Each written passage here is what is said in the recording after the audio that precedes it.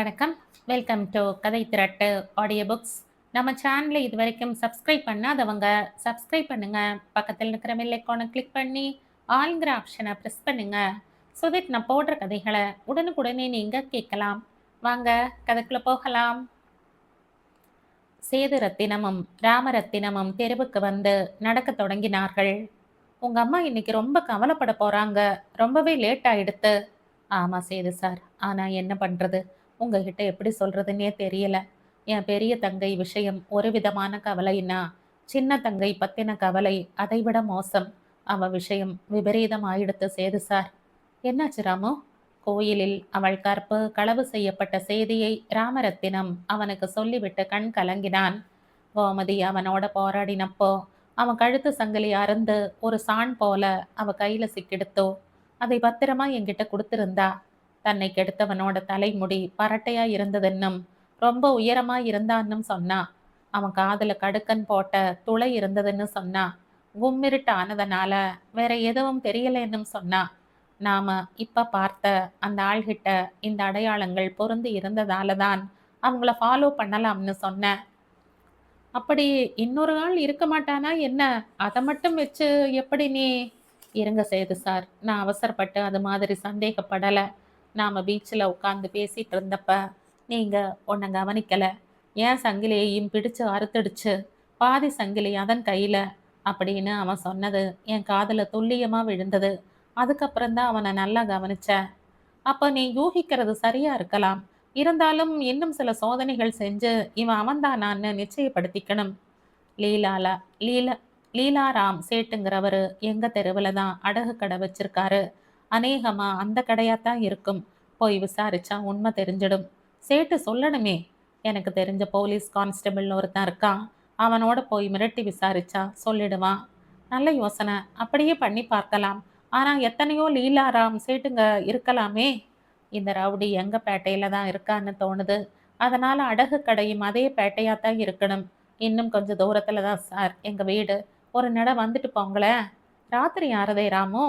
அதனால என்ன செய்து சார், 2 நிமிஷம் இருந்துட்டு போயிடலாம். உங்களை எங்க குடும்பத்தாருக்கு அறிமுகம் செஞ்சு வச்சாப்பலையும் இருக்கும். சரிப்பா, உன் இஷ்டம். இப்ப விட்டா அப்புறம் இன்னொரு சந்தர்ப்பம் கிடைக்கிறதுக்கு நாள் ஆகும் சார். ஆனா ஒண்ணு மறந்தும் ஹோட்டல் பத்தி பேசிடாதீங்க. சேதுரத்தினம் சிரித்தான். அப்புறம் இப்ப எனக்கு வேற ஐடியா தோணுது சார். அந்த கான்ஸ்டபிளை கூட்டிட்டு போறதுக்கு பதில் நீங்களும் நானுமே போய் அந்த லீலாராம் சேட்டை விசாரிக்கலாம்னு தோணுது. சிஐடின்னு சொல்லலாம். கான்ஸ்டபிள்னா அவனும் இல்லாத பொல்லாத கேள்வி எல்லாம் கேட்பான். எதுக்கு சார் வம்பு? நீ சொல்றதும் சரிதான் ராமு. ஆனா உன்னோட லொக்காலிட்டியில இருக்கிற சேட்டு உன்னை அடையாளம் கண்டுப்பானே. அது எனக்கு தோணல. கெட்டப்ப மாத்திக்கிறேன். என்னோட என்சிசி ட்ரெஸ் இருக்கு சார். அதை போட்டுண்டு ஒரு கூலிங் கிளாஸை மாட்டின்டா போச்சு. ஐடியா. இருவரும் நடந்தார்கள். என்னடா ராஜா, வர வர ரொம்ப லேட் பண்ற என்றவாறு கதவு திறந்த பருவதம் அவனுக்கு பின்னால் நின்றிருந்த சேது ரத்தினத்தை பார்த்ததும் கொஞ்சம் அசடு வழிந்தாள். என்னோட ஆஃபீஸில் வேலை பண்ணுறவர்மா, சேது ரத்தினம்னு பேரு. வாங்க சார், இந்த பக்கம் வர வேண்டிய ஜோலி அவருக்கு இருந்தது. அதான் அப்படியே கூட்டிட்டு வந்தேன். வாங்க சார். வாங்க தம்பி, உட்காருங்க. பர்வதம் விரித்த பாயில் இருவரும் உட்கார்ந்தார்கள். ராமரத்தினம் தன் அம்மாவையும் தங்கைகளையும் அவனுக்கு அறிமுகப்படுத்தினான். காஃபி போடுமா? இது காஃபி சாப்பிட்ற நேரமா? தண்ணி குடிங்க போதும். தண்ணி குடுங்க போதும். அப்ப மோர் குடிங்க, ராத்திரி நல்லா தூக்கம் வரும் என்ற பர்வதம் உள்ளே போய் ஒரு குவளையில் மோர் கொண்டு வந்து கொடுத்தாள். சேதுரத்தினம் பிகு பண்ணாமல் வாங்கி குடித்தான். இன்னொரு நாள் சாவகாசமா வாங்க தம்பி. ஆகட்டும், அப்ப நான் வரட்டுமா என்ற சேதுரத்தினம் எல்லோரையும் நோக்கி தலையசைத்து விடை பெற்றான். மறுநாள் மாலை இருவரும் லீலாராம் சேட்டின் அடகு கடையை அடைந்தார்கள். ஏற்கனவே திட்டமிட்டிருந்தபடி ராமரத்தினம் ஹோட்டலில் இருந்து என்சிசி சீருடையில் கிளம்பியிருந்தான். லீலா லீலாராம் தலை உயர்த்தி அவர்களை பார்த்தான். என்ன ஓணும்? நாங்க சிஐடி. பயப்படாதீங்க சேட்ஜி. ஒரு சின்ன தகவல் வேணும். அதை சொன்னீங்கன்னா நாங்க போயிட்டே இருப்போம். உங்களுக்கு ஒரு ஆபத்தும் வராது. இதை பாருங்க, இந்த சங்கிலியோட இன்னொரு பாதையை உங்ககிட்ட கொண்டு வந்து ஒருத்தர் வித்ததா தெரிய வந்துச்சு. அதை நாங்க பார்க்கணும். அந்த ஆளோட விலாசமும் வேணும். வேற எதுவும் வேணாம். அந்த சங்கிலியை நீங்களே வச்சுக்கோங்க. காசு குடுத்துருக்கீங்கல்ல. ஆனா பின்னாடி அந்த பணத்த வாங்கிட்டு அத நீங்க திருப்பி குடுக்க வேண்டி இருக்கலாம். அதனால அத பத்திரமா வச்சிருங்க. ராமரத்தினம் நீட்டிய சங்கிலியை வாங்கி பார்த்த லீலாராம் தன் பெட்டியை திறந்து அதன் மறுபாதையை எடுத்து மறுபேச்சு பேசாமல் அவனிடம் கொடுத்தான். அதேதான் சார். ஆமா, சரி வச்சுக்கங்க. ஆனா அந்த ஆளோட அட்ரஸ் வேணும். அந்த ஆளு முரட மாதிரி இருந்தாங்க. என்ன அவங்கிட்ட காட்டி குடுத்துட மாட்டீங்களே? இல்ல சேட்ஜி, பயப்படாதீங்க. லீலாராம் தன் பெரிய பேரேட்டை புரட்டி பார்த்துவிட்டு, "தோ இருக்கு. நீங்களே பார்த்து எழுதிக்கங்க. என் கையெழுத்துல வேணாம்" என்று சொல்ல ராமரத்தினம் அதை பார்த்துவிட்டு, "அவன் பேரு முத்துவாம் சார். அதே விலாசம்தான்" என்றான். "எழுதிக்க தேவையில்ல. எங்களுக்கே தெரிஞ்ச விலாசம்தான்" என்றான் சேதுரத்தினம். லீலா ராமுக்கு தைரியம் சொல்லிவிட்டு இருவரும் புறப்பட்டார்கள். வழியில், "நாளைக்கு ஒரு நடை அந்த ஆளோட வீட்டுக்கு போய் பார்க்கலாம்னு இருக்கேன் சேது சார்." "பார்த்து என்ன செய்யறதா இருக்க ராமு?" என்று சேதுரத்தினம் வியப்புடன் வினவினான். "சொல்றேன். உங்ககிட்ட சொல்லாம நான் எதுவுமே செய்ய மாட்டேன். உங்க உதவி எனக்கு தேவைப்படும் சேது சார்" என்று ராமரத்தினம் பதில் சொன்னான். சேதுரத்தினம் திகைப்புடன் அவனை பார்த்தான். "ஒரு வேகத்துல விபரீதமா ஏதாவது செஞ்சு வம்பல மாட்டிக்காத ராமு. என்ன செய்ய போற அவன் வீட்டுக்கு போய்?" என்று சேதுரத்தினம் கவலையுடன் வினவினான். "ஆபத்துல சிக்கிக்கிற மாதிரி அப்படியெல்லாம் எதுவும் செய்ய மாட்டேன் சேது சார். சும்மா 4 தட்டு தட்டினா போதும். ஒண்டி ஆளா நான் மட்டும் அவனை சமாளிக்க முடியாது இல்லையா? அதுக்குத்தான் உங்களையும் என்னோட துணைக்கு வர சொல்றேன்" என்று ராமரத்தினம் பதில் சொன்னான். 4 தட்டு தட்டுறதுன்னா அவனோட கையை காலை முறிக்கிற மாதிரியா? பயப்படாதீங்க சேது சார். அப்படி செஞ்சாலும் ஒன்றும் தப்பே இல்லை. அந்த பொறுக்கி என் தங்கையோட ஆத்மாவையே குதறி இருக்கான். அவனை கொன்னே போட்டாலும் தகும். ஆனா அது மாதிரி எல்லாம் அசட்டு காரியம் எதுவும் பண்ற எண்ணம் எனக்கு இல்லை. கொலை பண்ணிட்டு தப்ப முடியாதுன்றதுனால தான். இல்லைனா அதுக்கும் நான் ரெடி தான். செமத்தியா 4 சாத்து சாத்திட்டு வரணும். ஓமக்காயத்துல அந்த ஆளு ஒரு 10 நாளாவது படுத்த படுக்கையா கிடக்கணும். அடிக்க கூடாத இடத்துல அடிச்சு இனி அவன் எந்த பொண்ணுகிட்டவும் வாலாட்ட முடியாதபடி பண்ணணும். இது மாதிரி கற்பழிக்கிற பொறுக்கிகளுக்கு அப்படித்தான் தண்டனை கொடுக்கணும். ராமரத்தினத்தின் நெற்றி நரம்புகள் புடைத்திருந்தன. அவன் புருவங்கள் மேலும் கீழும் ஏறி இறங்கின. விழிகள் கணத்துள் சிவந்து போயின. அவன் உடம்பே அதிர்ந்து கொண்டிருந்தது. "உணர்ச்சி வசப்படாத ராமு. அவன் அடிக்கிறது மட்டுமே உன்னோட நோக்கம்னா நான் நிச்சயமா உனக்கு உதவ தயாரா இருக்க. உன் சின்ன தங்கையோட கள்ளம் கபடம் இல்லாத முகத்தை பார்த்தப்ப எனக்கு வேதனை பிடுங்கி திங்கிற மாதிரி தான் இருந்தது. பாவம் பொண்ணு. ஆனா அவன் அடிக்கிறதுக்கு முந்தி நாம் திட்டமிட வேண்டிய சில விஷயங்கள் இருக்கு. சொல்லுங்க. அவன் தன்னந்தனியா இருக்கிற நேரம் எதுன்னு முதல்ல கண்டுபிடிக்கணும். அவன் மட்டும்தான் அந்த வீட்டுல வசிக்கிறானான்னு தெரியணும். அடிச்சது இன்னார்னு அவனால கண்டுபிடிக்க முடியாதபடி ஏதாவது திட்டமா செய்யணும். ஆனா ஒண்ணு, ஆள் வச்செல்லாம் அடிக்க கூடாது. நாமே தான் அடிக்கணும். அவன் எங்கேயாவது வேலை செய்யறானோன்னு கண்டுபிடிக்கணும். 2-3 நாள் அவனை ஃபாலோ பண்ணணும். இதையெல்லாம் பண்ணின பிற்பாடுதான் அவன் அடிக்கணும். அடிச்சது யாருன்னு அவனுக்கு தெரியக்கூடாதுன்னா அதுக்கு என்ன செய்யணும்னு புரியல." "யோசிக்கலாம் சேது சார்." பேருந்து நிறுத்தம் வந்ததும் இருவரும் நின்றார்கள். சேதுரத்தினத்தின் பேருந்து முதலில் வந்தது. அவன் ஏறி போனதும் ராமரத்தினம் தன் வீடு நோக்கி நடக்கலானான். தன்னை சூறையாடியது யார் என்பது கோமதிக்கு வேண்டுமானால் தெரியாதிருக்கலாம். ஆனால் அந்த ரவுடிக்கு கோமதியை தெரிந்திருக்குமோ? ஆள் என்னான் என்பதை கண்டுபிடித்து விட்டது கோமதிக்கு தெரியக்கூடாது. மறுநாள் வழக்கத்தை காட்டிலும் முன்னதாக ராமரத்தினம் வீட்டை விட்டு கிளம்பினான். "என்னடா ராஜா, சாயந்தரம்தான் லேட்டா வர்றேன்னா காலையிலையும் சீக்கிரமா கிளம்புறியே" என்ற பர்வதத்தின் அங்கலாய்ப்புக்கு, "என்னம்மா செய்யறது, வேலை இருக்கு" என்று பதில் சொல்லிவிட்டு அவன் கிளம்பினான். முத்துவின் வீட்டுக்கு அருகில் இருந்த தேநீர் கடையில் தேநீர் குடித்தபடி ராமரத்தினம் அவன் வீட்டை கண்காணித்தான். 7 மணிக்கே தன் வீட்டை பூட்டி கொண்டு முத்து படி இறங்கியதை பார்த்த அவன் அங்கேயே சற்று தாமதித்தான். 2 நிமிடங்களில் அக்கடையை கடந்த முத்து கடைக்காரரை நோக்கி, "வணக்கம் தலைவரே" என்று சொல்லிவிட்டு நடக்கலானான். மெல்ல எழுந்த ராமரத்தினம் அவனை பின் தொடர்ந்து போனான். அவன் ஏறிய பேருந்தில் தானும் ஏறி, அவன் இறங்கிய இடத்தில் அவனும் இறங்கி மீண்டும் அவனை பின்பற்றினான். அவன் இரும்பு சாமான்கள் விற்கும் ஒரு பெரிய விற்பனை நிலையத்துள் நுழைந்ததை கண்டான். கட்டடத்துள் அவன் சென்றதை பார்த்துவிட்டு ராமரத்தினம் அதன் எதிரிலேயே நின்று கொண்டான். சில நொடிகளுக்கு பிறகு காக்கி சீருடையில் வெளியே வந்த முத்து அதன் பெரிய வாசல் அருகில் இருந்த நாற்காலியில் உட்கார்ந்தான். அங்கே சீருடையில் இருந்த மற்றவன் தலையசைத்து அவனிடம் விடை பெற்றான். அங்கே முத்து காவல்காரன் என்பது ராமரத்தினத்துக்கு விளங்கிற்று. காவலாளியாக இருக்கும் அவன் சில நாள்களுக்கு இரவு நேர பணியில் இருப்பான் என்பதால் அந்த நாள்களை எப்படியாவது கண்டுபிடிக்க நினைத்தான். அதை மட்டும் தெரிந்து கொண்டு விட்டால் தன் திட்டத்தை எந்த இடைஞ்சலும் இல்லாமல் தன்னால் செயல்படுத்த முடியும் என்று நம்பினான். பின்னர் ஹோட்டலுக்கு பயணப்பட்டான். அன்று பிற்பகல் அவனது சாப்பாட்டு ஓய்வு நேரத்தில் வெளியே போய் அந்த இரும்பு கம்பெனியின் தொலைபேசி இலக்கத்தை கண்டுபிடித்து தொலைபேசினான். உங்க கம்பெனியில வாட்ச்மேனா இருக்கிற முத்துவுக்கு எப்பங்க நைட் டியூட்டி? நீங்க யார் பேசுறது? அவரோட தோஸ்துங்க. நானும் ஒரு கம்பெனியில வாட்ச்மேனா இருக்கேன். முத்துவுக்கு நைட் டியூட்டி இருக்கிறப்ப தான் நான் அவன் வீட்டுக்கு போய் பேச முடியும். அதான் கேட்குறேங்க. இருங்க, செக்ஷன்ல கேட்டு சொல்றேன். நாளையிலிருந்து 15 நாளுக்கு அவருக்கு நைட் டியூட்டிங்க. தேங்க்ஸுங்க. அன்று மாலைக்கு மேல் வழக்கம் போல் ராமரத்தினம் சேதுரத்தினத்தை கடற்கரையில் சந்தித்தான். முத்துவை பற்றி தான் சேகரித்த தகவலை அவன் சேதுரத்தினத்திடம் தெரிவித்தான். நைட் டியூட்டியில் அவன் இருக்கிறப்ப 4 சாத்து சாத்துறது தான் சுலபம். காம்பவுண்டுக்குள்ள நிறைய இரும்பு சாமான்களை போட்டு வச்சிருக்காங்க. அதனால பில்டிங்க்கு வெளியே வாசல் கேட்டுக்கு பக்கத்துல இருக்கிற கூண்டுல தான் அவன் இருப்பான். அதுக்கு கதவெல்லாம் இல்லை. அதனால நடுராத்திரிக்கு மேலே போய் சுவர் ஏறி குதிச்சு நல்லா அடிச்சு நொறுக்கிடலாம். செஞ்சுடலாம் ராமு. உனக்கு நைட் டியூட்டின்னு வீட்டில் சொல்லிட்டு நீ எங்கள் வீட்டுக்கு வந்துடு. இந்தா என்னோட அட்ரஸ். என் ஃப்ரெண்டு கிட்ட இருந்து அவனோட பைக்கை இரவல் வாங்கிடுறேன். என் ஒய்ஃபுக்கு ஆக்சிடென்ட் பற்றின பயம். அதனால் பைக் வச்சுக்க கூடாதுன்னுட்டா.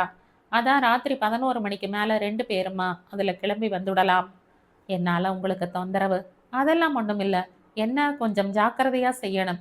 கையில் தடிகிடி ஏதாவது எடுத்துட்டு போகணுமா சேது சார்? கண்டிப்பா. வெறுங்கையால் அவனை அடிச்சா நம்ம கைதான் நோகும்.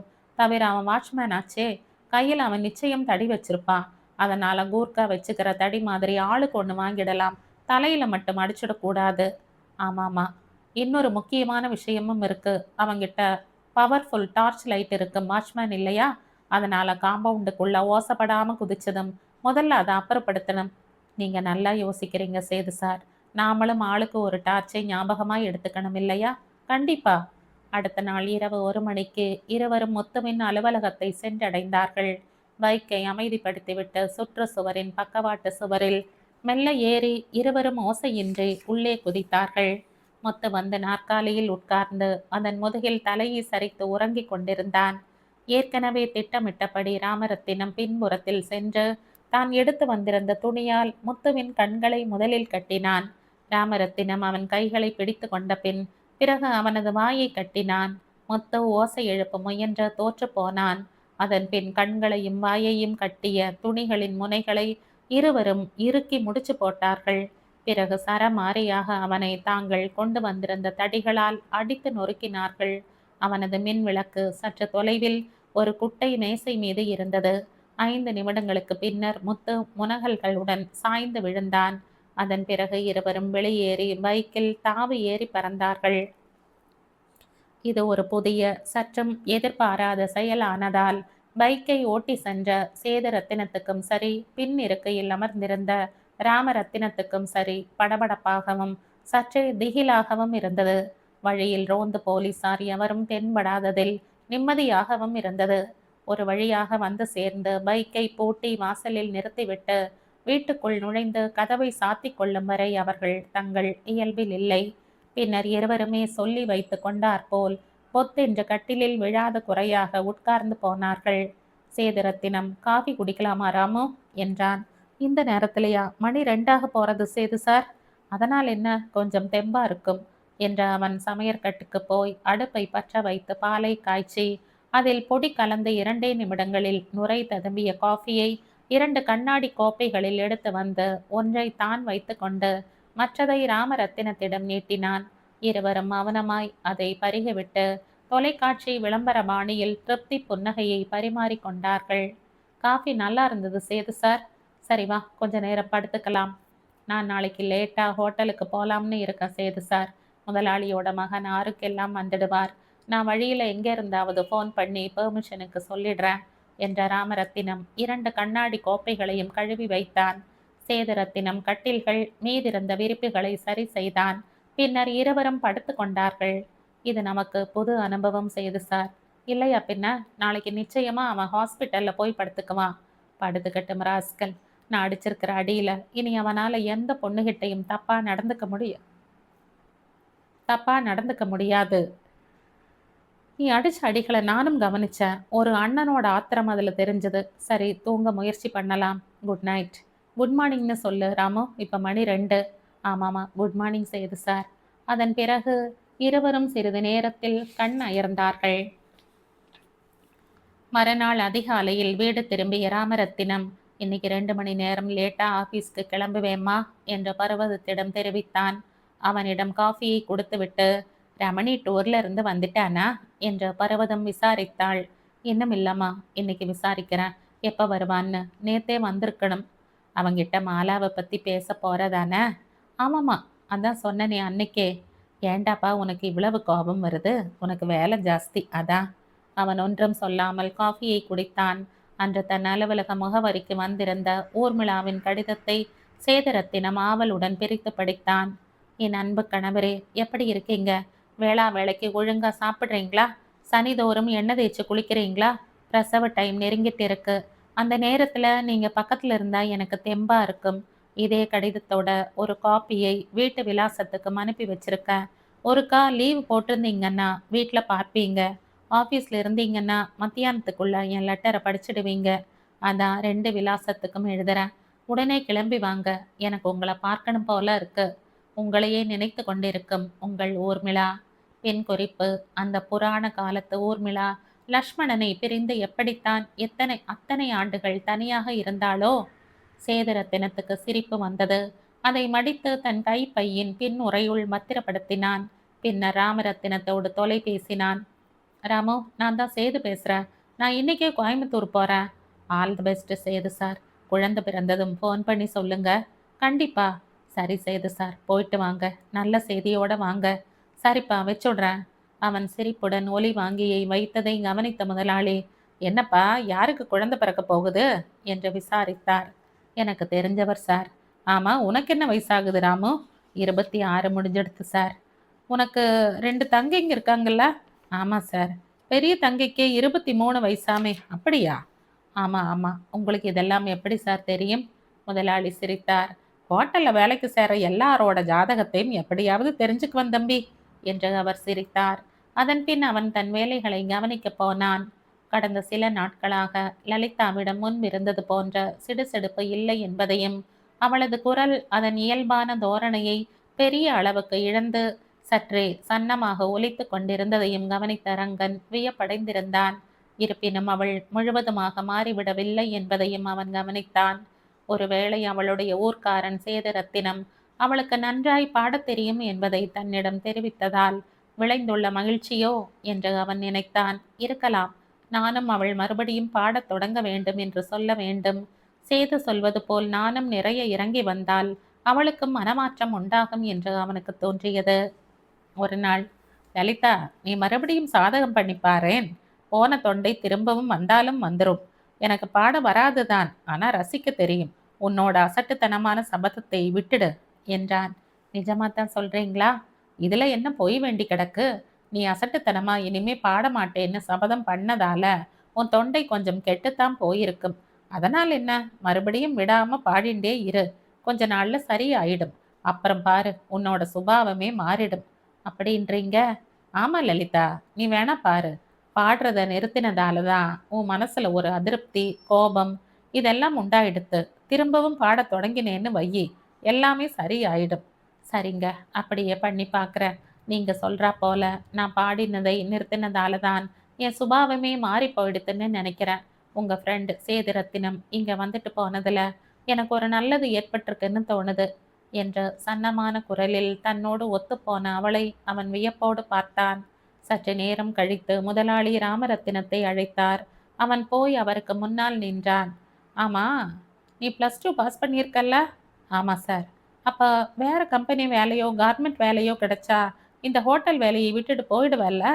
ராமரத்தினம் உஷாரானான். அதுக்கெல்லாம் சான்ஸே இல்லை சார். அப்படி ஒரு வேலை இத்தனை நாளும் கிடைக்காதனால தான் சார் இந்த வேலைக்கே வந்திருக்க. உனக்கு 2 தங்கைங்க இருக்காங்கல்ல? ஆமாம் சார். ஒருத்திக்கு 23 வயசு, இன்னொருத்திக்கு 20 வயசு ஆறதில்ல? ஆமாம் சார். என்ன அப்படி ஆச்சரியமா பார்க்குற? என்கிட்ட வேலை செய்றவங்க ஜாதகத்தை எல்லாம் சேகரிச்சுடுவேன். எப்படியாவது. 2 பொண்ணுங்களுக்கும் கல்யாணம் பண்ணணும் இல்லையா? ஆமா சார். முதலாளியின் முகத்தில் சற்றே படர்ந்திருந்த செம்மை எதனால் என்பது விளங்காமல் அவன் திகைப்புடன் அவரை பார்த்தான். முதலாளியின் இரு கைவிரல்களும் மேசை மீது தாளம் போடத் தொடங்கின. ரமேஷ் அண்ட் கம்பெனின்னு ஒரு பெரிய இரும்பு கம்பெனி இருக்கு தெரியுமா? தெரியும் சார். அதில் உனக்கு ஒரு நல்ல வேலை வாங்கி தரட்டுமா? அதோட ஓனர் என் ஒன்று விட்ட தம்பிதான். +2 பாஸ் பண்ணியிருக்கல்ல, நல்ல சம்பளம் போட்டு தர சொல்கிறேன். ஆனால் அதுக்கு பிரதியா நீ ஒன்று செய்யணும். பாதிக்கு மேல் புரிந்து கொண்டு விட்ட அவன், சொல்லுங்க சார், நான் என்ன செய்யணும் என்று கேட்டான். அவனது இதயம் அதிக ஓசையுடன் துடிக்கலாயிற்று. அது இந்த இடத்துல பேசக்கூடிய விஷயம் இல்லப்பா. உங்க வீட்டுக்கு வந்துதான் உங்க அம்மாவை பார்த்து பேசணும். என்ன புரியலையா என்று கேட்ட அவர் முகத்தில் ஒரு அசட்டு புன்னகை பரவியது. ராமரத்தினத்துள் சினம் பொங்கியது. 45 வயதை தாண்டிவிட்ட அவர் தம் மனைவியை இழந்து ஓராண்டுக்கு மேலாக இருந்ததை அவன் அறிந்திருந்தான். தங்களுடையது ஏழை குடும்பம்தான் என்றாலும் மாலாவைப் போல் 2 மடங்கு வயதினரான அவர் அவளை பெண் கேட்க நினைத்தது அநியாயம் என்று அவனுக்கு தோன்றியது. அவனால் தாழ முடியவில்லை. எனினும் தனக்கு வேறு நாதி இல்லை என்கிற உண்மை அவனை வாய் மூடிய மௌனியாக்கியது. முகத்தில் தன் அருவருப்பை காட்டாமல் இருப்பதற்கு பெரிதும் முயன்றான். உணர்ச்சிகள் அற்று அதனை வைத்து கொண்டு அவரை ஏறிட்டான். என்னப்பா, ஒன்றும் சொல்லாம இருக்க என்று தொடர்ந்தவாறு அவர் அவனை பார்த்து சிரித்தார். புரியாம என்ன சார்? அப்புறம் என்ன யோசனை? ஏதோ யோசிக்கிற மாதிரி தெரிஞ்சதே, அதான் கேட்குறேன். அவன் திடீரென்று தோன்றிய எண்ணத்தில், வேற ஒண்ணுமில்ல சார், நாளைக்கு அவளை பொன் பார்க்க ஒருத்தர் வர்றதா இருக்கார், அதான் என்று இழுத்தான். வரதட்சணை அது இதன்னெல்லாம் வரிசையா அடுக்குவாங்களே அவங்க, எல்லாத்துக்கும் பணத்துக்கு எங்க போவ, வச்சிருக்கியா? அவங்க எதுவும் கேட்க போறதில்ல, சொல்லிட்டாங்க. கோயில்ல வச்சு தாலி கட்டினா போதும்னு சொல்லி இருக்காங்க. பொண்ணு பார்க்க வர்றதெல்லாம் ஒரு சம்பிரதாயத்துக்குத்தான். பையன் ஏற்கனவே பொண்ணை பார்த்துருக்கான். அவங்க அம்மாவும் அக்காவும் பார்க்கறதுக்காக பொண்ணு பார்க்குற சாக்கில் வர்றதா இருக்காங்க. நானும் பணம் நகை லொட்டு லொஸ்குன்னு எதுவும் கேட்க மாட்டேன்ப்பா. எல்லா செலவும் என்னோடது. சிம்பிளாலாம் வேண்டாம், ஆடம்பரமாகவே ஜாம் ஜாம்னு நடத்திடலாம். நானே எல்லாம் பார்த்துக்கிறேன். அதனால நீ என்ன பண்ற? வரவங்க வந்துட்டு போகட்டும். ஆனா பையனை பிடிக்கலேன்னு உன் தங்கையை சொல்ல சொல்லிடு, என்ன? சரி சார், அப்படியே செய்யறேன் என்று ராமரத்தினம் வலுக்கட்டாயமாய் புன் சிரிப்பை வரவழைத்து கொண்டு பதில் சொன்னான். சரிப்பா, நாளைக்கு அவங்க வந்துட்டு போனதும் வந்து சொல்லு. அப்புறம் நீ சொல்ற ஒரு நல்ல நாள்ல நான் வந்து உங்க அம்மாவை பார்த்து பேசுறேன், என்ன? சரி சார். அப்ப நீ போய் உன் வேலையை பாரு. முதலாளி என்ன பேசினாருன்னு யாராவது விசாரிச்சா பொதுவா என் குடும்பம் பத்தி விசாரிச்சாருன்னு மட்டும் சொல்லு. சரி சார் என்ற ராமரத்தினம் சிந்தனையுடன் தன் பணி இடத்துக்கு போனான். அவன் போன 2வது நிமிடம், ராமு உனக்கு ஃபோன்பா என்ற முதலாளி கல்லாவில் இருந்து குரல் கொடுத்தார். சேத சாரா இருக்கும் என்று எண்ணியவாறு சென்ற அவன் ஒலி வாங்கியினுள், ஹலோ, யாரு என்றான். நான் ரமணி பேசுகிறேன். இன்னைக்கு தான் டூர்ல இருந்து வந்தேன். உன்னோட ஒரு பர்சனல் விஷயம் பேசணும்.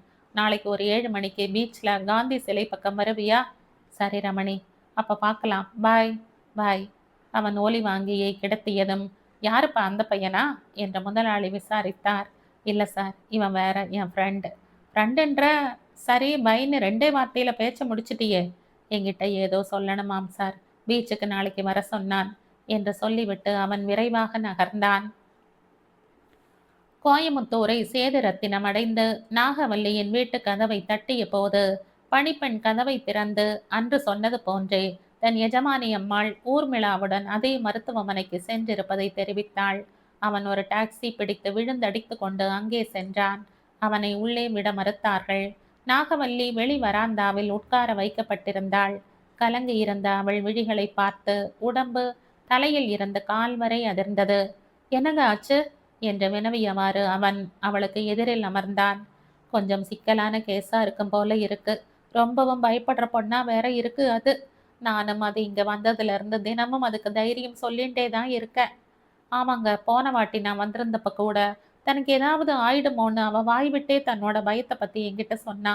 நானும் அவளுக்கு எவ்வளவோ ஆறுதல் சொன்னேன். அது சரி, டாக்டர் அம்மா என்ன சொல்றாங்க? ஒன்றும் சரியா சொல்ல மாட்டேங்கிறாங்க. இன்னும் 1/2 மணி பொழுதுக்கு பிறகுதான் சொல்ல முடியுங்கிறாங்க. குழந்தை எசகு பிசகா திரும்பி இருக்குதாம். இவ்வாறு தொண்டை அடைக்கும் குரலில் சொல்லிவிட்டு நாகவல்லி முகத்தை திருப்பி கொண்டது அவனுள் கிளியை தோற்றுவித்தது. குழந்தை அதன் இயல்பான நிலையை விட்டு திரும்பினால் அறுவை சிகிச்சை வாயிலாகத்தான் அதை வெளியே எடுக்க வேண்டியது வரும் என்று அவன் கேள்விப்பட்டிருந்தான். அது தாய்க்கே கூட ஆபத்தாக முடியலாம் என்பதால் அவன் இதயம் தாளம் தப்பி துடிக்கலாயிற்று. குழந்த போனா போகட்டும், ஊர்மிளாவை காப்பாற்றுங்கள் ஆண்டவனே என்று சேதுரத்தினம் மனதுள் திரும்ப திரும்ப சொல்லலானான். அவன் கண்கள் கலங்கின. அவற்றை இறுக மூடிக்கொண்டு தலையை இரு கைகளிலும் தாங்கியபடி அவன் உட்கார்ந்து போனான். என்னங்க, அந்த உங்க ஃப்ரெண்ட் எங்க ஊர்க்காரர் சேதுரத்தினத்துக்கு குழந்தை பிறந்தாச்சா? கோயம்புத்தூருக்கு புறப்பட்டு போயிருக்காருன்னு சொன்னீங்களே என்று சாப்பாட்டு மேசை அருகே ரங்கனுக்கு எதிரில் உட்கார்ந்திருந்த லலிதா விசாரித்தாள். குழந்தை பிறந்ததும் தகவல் சொல்றேன்னு இருக்கான். ஆமா என்று அவன் தொடங்கியதை முடிக்காமல் வெட்கத்துடன் அவளை நோக்கினான். அவள் ஆர்வத்துடன் அவனை கவனித்தாள்.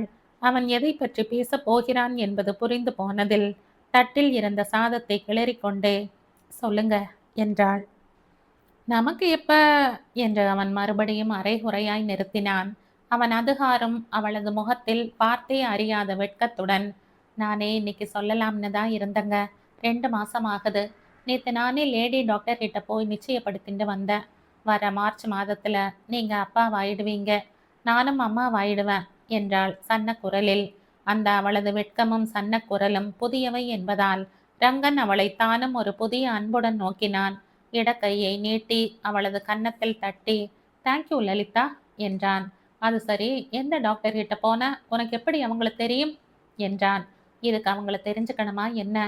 நம்ம தெருக்கோடியில இருக்கிற டாக்டர் கல்யாணிங்கிறவங்க தான். நீ இனிமே ரொம்ப கவனமா இருக்கணும். வேளா வேலைக்கு சாப்பிடணும். இன்னொரு நாள் அப்பாயின்மெண்ட் வாங்கு. நாம 2 பேருமா சேர்ந்து போய் டாக்டரை பார்க்கலாம். சரிங்க, ஞாயிற்றுக்கிழமை பார்க்க மாட்டாங்க.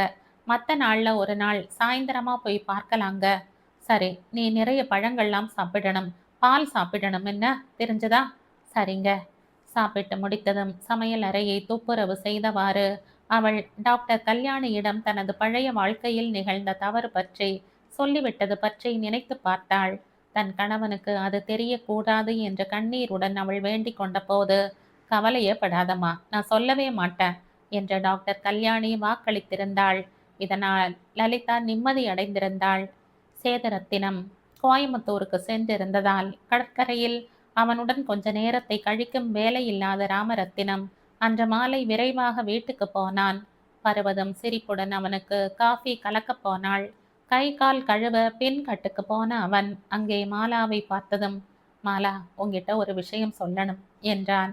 என்ன ராஜா என்று கேட்ட அவள் முகத்தில் சட்டென்று தோன்றிய வெட்கமும் செம்மையும் அவனை வேதனைப்படுத்தின.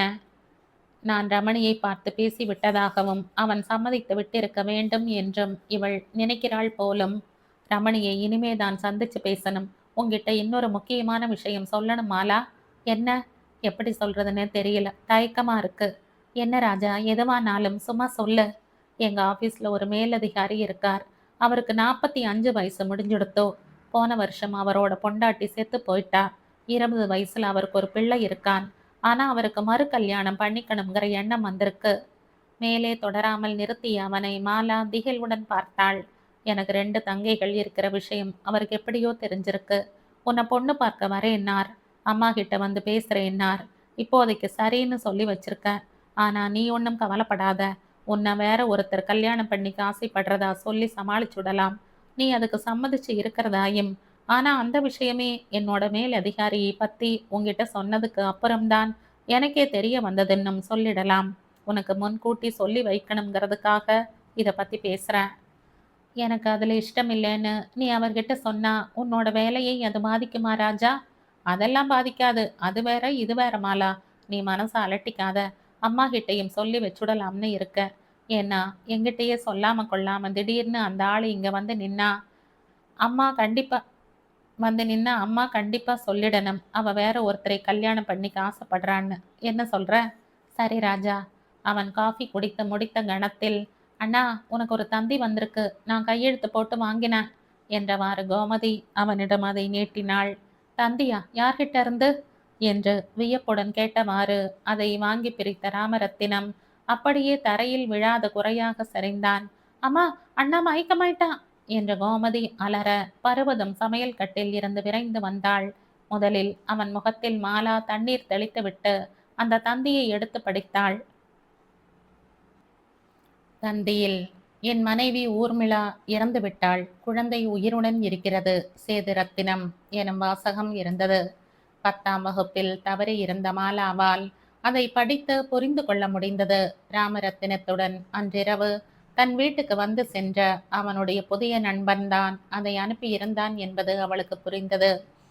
தந்தியை படித்ததும் மயக்கம் போட்டு விழுகிற அளவுக்கு அண்மையில் தான் அறிமுகமாக இருக்கும் ஒருவர் மீது ராஜாவுக்கு இவ்வளவு பாசமா எனும் கேள்வி எல்லோரையுமே அயர்த்தியது. தெருமுனையில் இருக்கிற டாக்டரை வேணா கூப்பிடலாமாடி என்ற பர்வதம் எனவே எங்கணத்தில் ராமரத்தினம் கண் விழித்து பார்த்தான். என்னடா ராஜா, மாலா தந்திய படிச்சுட்டு விஷயத்த சொன்னா, அன்னைக்கு ராத்திரி வந்தானே அந்த பையன் தானே என்றாள் பர்வதம் பெருமூச்சுடன். ஆமாம்மா, ஏமா நல்லவங்களுக்கு இப்படியெல்லாம் கஷ்டங்கள் வருது வாழ்க்கையில என்று கேட்ட ராமரத்தினம் தன் கண்களில் திமிரிய கண்ணீரை வேட்டி முனையால் துடைத்து கொண்டான். அதுக்கெல்லாம் யாராலப்பா காரணம் சொல்ல முடியும்? நம்ம மத நம்பிக்கைப்படி முந்தின ஜென்மத்து பாவம்னு தான் காரணம் சொல்ல முடியும். அவனோட பொண்டாட்டியை நீ பார்த்திருக்கையோ? இல்லம்மா, இப்பதானே கொஞ்ச நாளுக்கு முந்தி அறிமுகமாச்சு. அவனுக்கு மாமியார் மாமனார் இருக்காங்களோ? இல்லம்மா, அவருக்கும் நெருங்கின சொந்தக்காரங்க இல்லை. அவரோட ஒய்ஃபுக்கும் இல்லை. கோயம்புத்தூர்ல இருக்கிற தூரத்து சொந்தக்கார பொண்ணுகிட்ட தான் பிரசவத்துக்காக போயிருக்காங்க. அப்போ அந்த குழந்தைய யார் பார்த்துப்பா? அந்த சொந்தக்கார பொண்ணுகிட்ட விட்டுட்டு வருவாரோ என்னவோ. அப்போ குழந்தைய பார்க்கறதுக்கு அடிக்கடி இங்கேருந்து கோயம்புத்தூருக்குன்னா போயின்னு இருக்கணும். ஆமாம்மா. ஏண்டா, அவர் பணக்காரரா? நடுத்தரம்மா. நல்ல சம்பளம். ஆனால் ஒரு பைக் கூட வச்சுக்கல. அவரோட ஒய்ஃபுக்கு ஆக்சிடென்ட் பற்றின பயமாம். அதனால பைக் வாங்கக்கூடாதுன்ட்டாங்களாம். அப்படியா? தெருமுனையில் இருக்கிற டாக்டரை கூட்டிட்டு வரட்டுமா? இப்படி மயக்கம் போட்டு விழுந்துட்டியே. வெறும் அதிர்ச்சிதாம்மா, வேற ஒன்றும் இல்லை. இப்போ சரியாக போயிடுத்து. வெளியில் போய் ட்ரங்கால் போட்டு அவனோட பேசேன். அதெல்லாம் வேணாம்மா, கோயம்புத்தூர் அட்ரஸ் தெரியாது. அதை அவரோட ஆஃபீஸில் இருந்து வாங்கிட முடியும் தான். ஆனால் அந்த கோயம்புத்தூர் வீட்டில் இருந்து ஃபோன் பண்ணினாலும் பண்ணுவார். அப்போ எல்லாம் தெரியும். பர்வதம் சில நொடிகள் போல் ஒன்றும் சொல்லாதிருந்தாள். பிறகு, ஒன்று வேணா பண்ணலாம். நாம் வேணா அந்த குழந்தையை வளர்த்து கொடுக்கலாம். அந்த தூரத்து சொந்தக்கார பொண்ணு அது முடியலன்னா என்ன சொல்கிற? ராஜா ஒரு திடீர் மகிழ்ச்சியில் திகைத்து போனான். நிஜமா தான் சொல்கிறியாம்மா? நிஜமா தாண்டா சொல்கிறேன். 3 பொம்மநாட்டிங்க இருக்குமே இந்த வீட்டில், பார்த்துக்க மாட்டோமா? அப்படின்ற? ஆமாண்டா, தாயில்லா குழந்தையை வளர்த்து விட்ட புண்ணியம். தேங்க்ஸ்மா. அவர் வந்ததும் அது பற்றியும் அவர்கிட்ட சொல்கிறேன். நீ சொல்கிறாப்புல அடிக்கடி கோயம்புத்தூருக்கு போயின்னு இருக்க வேண்டாம். இங்கே வார வாரம் வந்து, ஏன் வாரத்துக்கு 2-3 தரம் கூட வந்து குழந்தையை பார்த்துட்டு போகலாம். ராமரத்தினத்தின் விழிகளில் ஒரு புதிய உற்சாகம் பளபளத்தது. ராஜா, இன்னைக்கு சீக்கிரமே படுத்துண்டு தூங்கு. நைட் டியூட்டி வேற பார்த்துட்டு மற்ற நாளும் வேலைக்கு போனேன் இல்லையா? தூக்கம் போறதில்ல. அதான் ஒரு பலவீனத்தில் விழுந்துட்ட. நல்லா தூங்கு என்ற பர்வதம் சொன்னதும் அவனுக்கு கசப்பான சிரிப்பு தான் வந்தது. நான் இனி எங்கே நிம்மதியாக தூங்கிறது?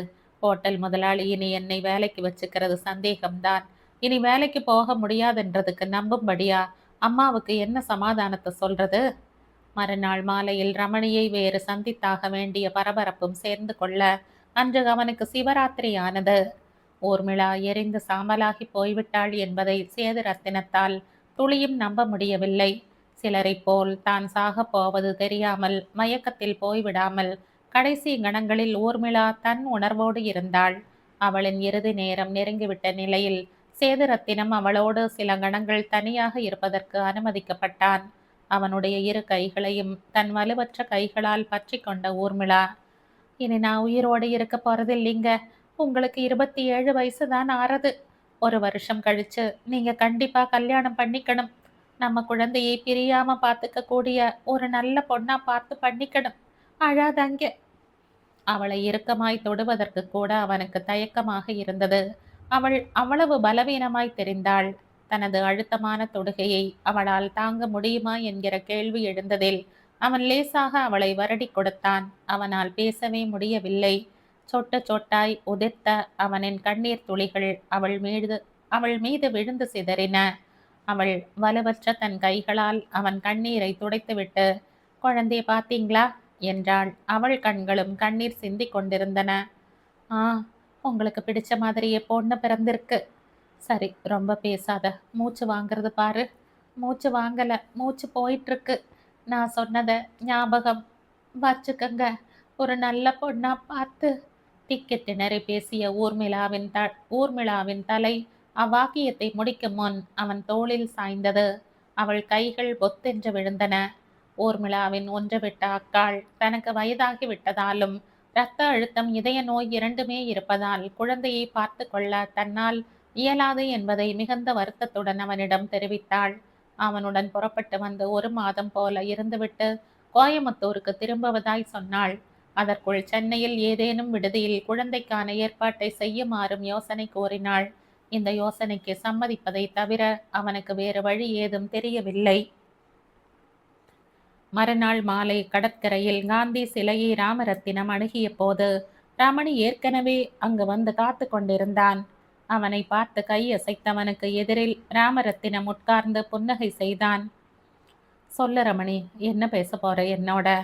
முகத்து செம்மையுடன் சில நொடிகள் போல் உட்கார்ந்திருந்த ரமணி கணம் போல் அவனை ஏறிட்ட பின் தலை குனிந்தவாறு, மாலா விஷயமா உன்னோட நான் பேசணும் ராஜா என்றான். ராமரத்தினம், மாலா பண்ண காரியத்துக்கு உங்ககிட்ட நான் மன்னிப்பு கேட்டுக்கிறேன் ரமணி. உங்க அப்பாவுடைய கோபம் நியாயமானதுதான். ரமணியின் விழிகள் விரிவு கொண்டன. என்ன சொல்ற நீ? மாலா என்ன பண்ணா? எங்க அப்பாவுக்கு என்ன கோபம்? புரியல. அவனது எதிரொலியின் உட்கிடை ராமரத்தினத்துக்கும் புரியவில்லை. மாலாவை பத்தி என்ன கேட்கணும் உனக்கு? முதல்ல நீ பேசு, நான் அப்புறம் பேசுறேன். மாலாவுக்கு வேற யார் மேலையும் விருப்பம் இல்லைன்னா அவளை நான் கல்யாணம் பண்ணிக்கலாம்னு நினைக்கிறேன் ராஜா. ராமரத்தினம் தன் கையை நீட்டி ரமணியின் கையை கெட்டியாய் பிடித்து கொண்டான். நாங்க கொடுத்து வச்சிருக்கணும். அவளுக்கு வேற யார் மேலேயும் இஷ்டம் இல்லை, உன் மேலதான் இஷ்டம். என்னது? என்னடா சொல்ற நீ? எல்லாம் விவரமா சொல்றேன். முதல்ல நான் கேட்கறதுக்கு பதில் சொல்லு. மாலாவை பத்தி உங்க அப்பா கிட்ட ஏதாவது பேசுனியா? இன்னும் இல்ல, இனிமே தான் பேசணும். அவரும் உங்ககிட்ட அவளை பத்தி எதுவும் பேசலையா? இல்ல. அவர் எதுக்கு பேச போறாரு? நீ ஏதாவது அவரை பார்த்து பேசுனியா? என்னமோ உங்க அப்பாவுடைய கோபம் நியாயமானதுதான் நீயே. என்னது? அதன் பின்னர் ராமரத்தினம் மாலாவின் கடிதம், அது அவன் அப்பாவிடம் போய் சேர்ந்த கதை, அதை பிரித்து படித்துவிட்டு அவர் தன்னை அழைத்து சென்று பேசிய பேச்சு யாவற்றையும் ரமணிக்கு விவரமாய் கூறினான். நானும் உனக்கு எப்படியாவது முயற்சி பண்ணி ஒரு நல்ல வேலையா பார்த்து தரேன்டா ராஜா. ஏன்னா அதுக்கப்புறம் அந்த ஹோட்டல்காரர் உன்னை வேலையில இருந்து நீக்கிடுவார்.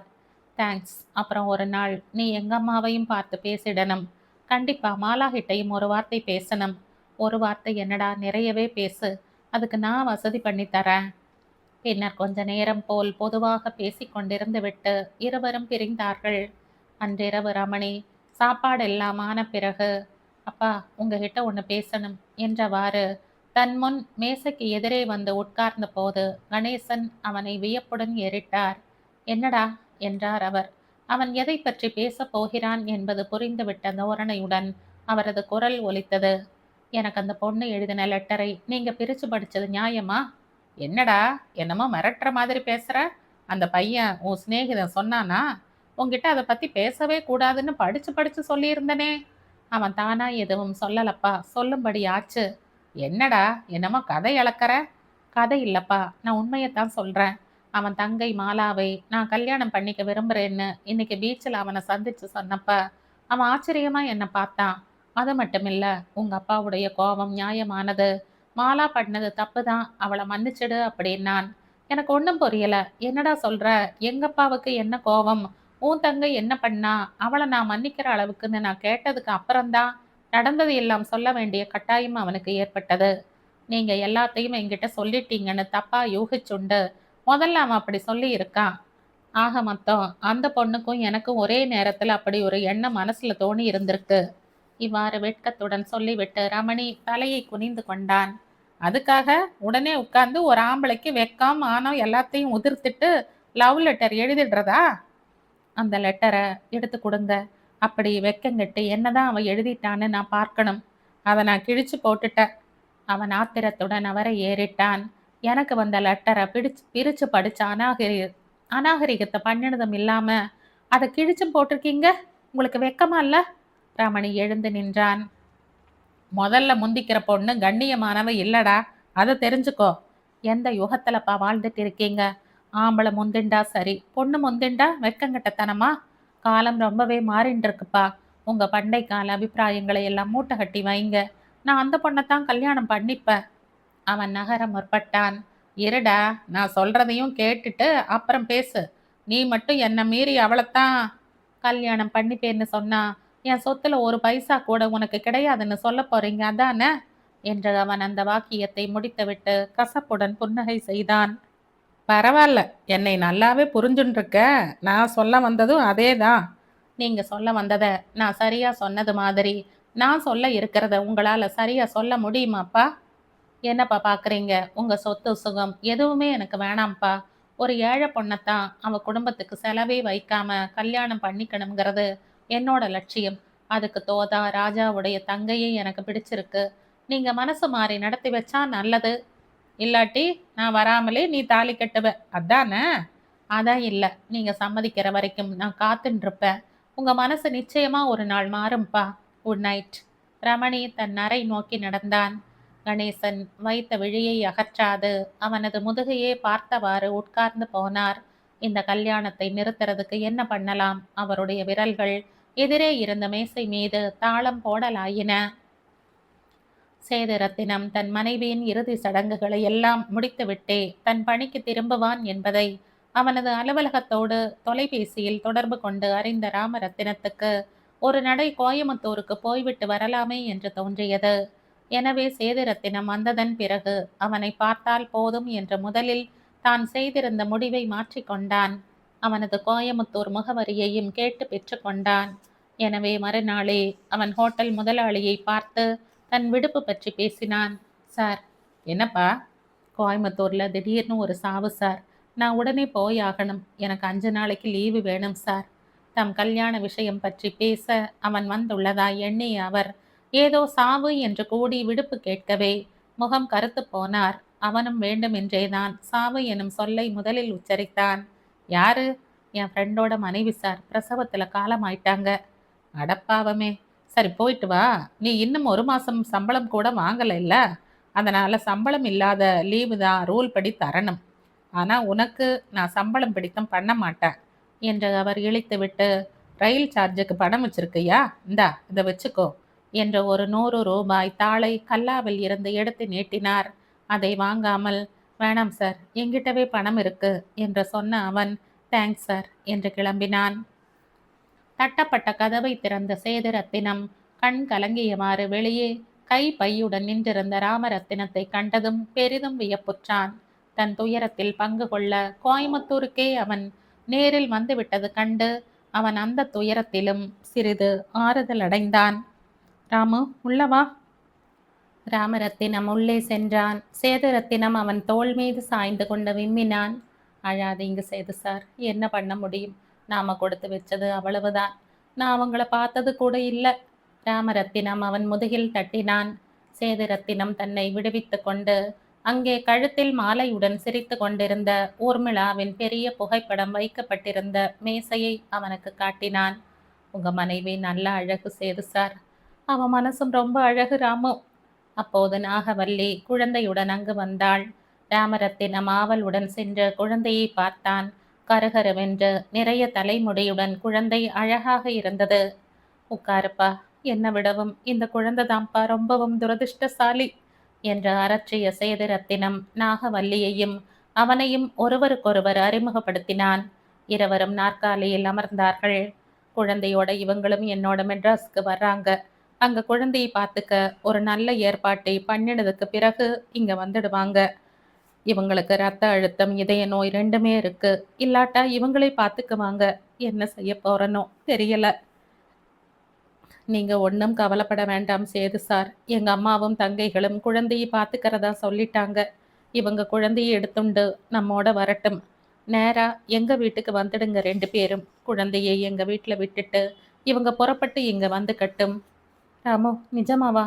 நீ ஒன்றும் எனக்கு உதவணுங்கிறதுக்காக உங்க அம்மாவை இந்த விஷயத்துல நிர்பந்திக்கலையே? அப்படியெல்லாம் எதுவும் இல்லை சேது சார். இது அவங்களே தானாவே சொன்ன யோசனை. அவங்க அப்படி சொன்னதும் எனக்கே ஆச்சரியம் ஆயிடுத்து. எனக்கு அந்த யோசனை தோணவே இல்லை. உங்களுக்கு சம்மதம் தானே? என்னப்பா இப்படி கேட்குற? இதை விட நல்ல ஏற்பாட்டை குழந்தைக்கு என்னால பண்ண முடியுமா? ரொம்ப ரொம்ப தேங்க்ஸ்ப்பா.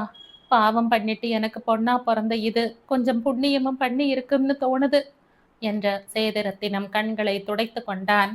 நீங்க கவலையே படாதீங்க சேது சார். எங்க அம்மா ரொம்ப நல்லவங்க. என் தங்கைகளும் தான். உங்க குழந்தையை நல்லா பார்த்துக்குவாங்க. இனி உங்க குழந்தை அவங்க பொறுப்பு. முக்கியமா இத சொல்றதுக்காகவே நான் இங்க வந்தேன். நேர்ல பார்த்து பேசுறது தான் சரின்னு தோணித்து. அதான் கிளம்பி வந்தேன். எங்க அம்மாவும் நேர்ல போய் சொல்லிட்டு வாடான்னாங்க. ரொம்ப ரொம்ப தேங்க்ஸ் ராமு. உனக்கும் உங்க குடும்பத்துக்கும் நான் என்ன கைமாறு செய்ய போறேன்?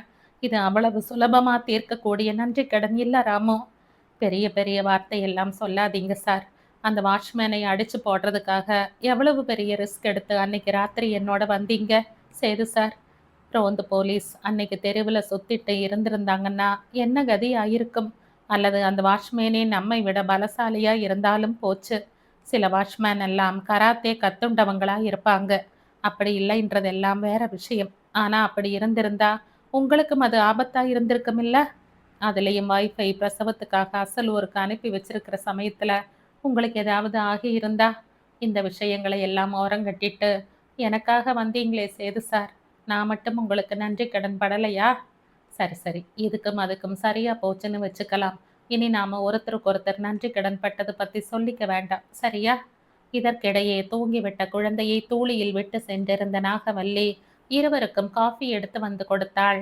சேதரத்தினம் சென்னையில் இல்லாத இந்த நாள்களில் நேர்ந்தவற்றையெல்லாம் ராமரத்தினம் அவனுக்கு தெரிவித்தான். மாலாவை மணந்து கொள்ள ரமணி ஆசைப்படுவது பற்றி கூறி இருவர் மனங்களிலும் ஒரே நேரத்தில் அப்படி ஒரு விருப்பம் ஏற்பட்டது பற்றிய வியப்பையும் மகிழ்ச்சியையும் அவன் சேது ரத்தினத்தோடு பகிர்ந்து கொண்டான். உன் ஸ்னே உன் சிநேகிதன் மட்டும் உறுதியானவனாய் இருந்தா இது நடக்கும் ராமு, பார்க்கலாம். ரமணியும் ரொம்ப நல்லவன் சேது சார். என்னதான் சிம்பிள் மேரேஜ்னாலும் சில ஆயிரங்களாவது தேவைப்படும். அப்படி அவங்க கல்யாணம் நடக்கும்போது என்னாலேயும் உனக்கு பண உதவி செய்ய முடியும் ராமு. Thanks Setu sir. நன்றி கடன் பற்றி இனிமே நாம 2 பேரும் பேசக்கூடாதுன்னு சொல்லிட்டு என்னோட நன்றி கடனை அதிகமாக்கிட்டே போவீங்க போல இருக்கு. சரி சரி, போய் குளிச்சுட்டு வா. 2 3 நாளாவது இருப்பல்ல? 5 நாள் லீவு கேட்டுண்டு வந்திருக்கேன். அதனால கண்டிப்பா 3 நாள் இருப்பேன். எனக்கு ஹோட்டல் ஓனரால வேற உபத்திரவம் வரும் போல இருக்கு. எனக்கு வேலை போயிடும் என்ற அவரது தொந்தரவு பற்றியும் விரிவாக ராமரத்தினம் பேசினான். கடவுள் பார்த்துப்பார். இப்போதைக்கு இன்னொரு ஹோட்டலுக்கு அப்ளை பண்ணு. நீ படிச்சவனா இருக்கிறதால ஏதாவது ஸ்டார் ஹோட்டலா பாரு. அங்க நல்ல சம்பளம் தருவாங்க. நானும் முயற்சி பண்றேன். சரி, நீ போய் குளிச்சுட்டு வா. ராமரத்தினம் எழுந்து கொண்டான். இந்த கதையின் தொடர்ச்சியை அடுத்த பதிவில் கேட்கலாம். நன்றி.